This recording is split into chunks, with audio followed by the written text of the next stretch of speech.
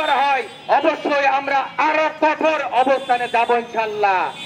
প্রতিনিধি ভাইয়ের উপরে যে হামলা হয়েছে সহকর্মী দুয়াই টেলিভিশনের সিনিয়র রিপোর্টারের উপর যে হামলার সঙ্গে তারা জড়িত, আমরা আজকে রাজপথে দাঁড়িয়েছি, আমাদের রাজপথে দাঁড়াতে হয়, এটি অত্যন্ত দুঃখজনক। এখন পর্যন্ত তিনি অচেতন, এখন পর্যন্ত আজ কয়েকদিন হয়ে গেল আমরা সেই সন্ত্রাসীদের বিরুদ্ধে তীব্র আন্দোলন করবো। কোন সাংবাদিকের কিন্তু ওই 2তলা 10তলা বিল্ডিং হয় না, সর্বনিশ্চিত ভাবে কুপানো হয়েছে। এই কুপানোর তীব্র নিন্দা প্রতিবাদ জানাচ্ছে। এখানে সাংবাদিক সামনা বলে যাবে নেতৃত্ববাদ, আমরা নেতৃত্ববাদ। তার কথা বলতে গেলে যদি হামলার শিকার হতে হয়, খুনের শিকার হতে হয়, জখমের শিকার হতে হয়, তাহলে আমাদের তো হাত পা গুটিয়ে বসে থাকার মতো নয়।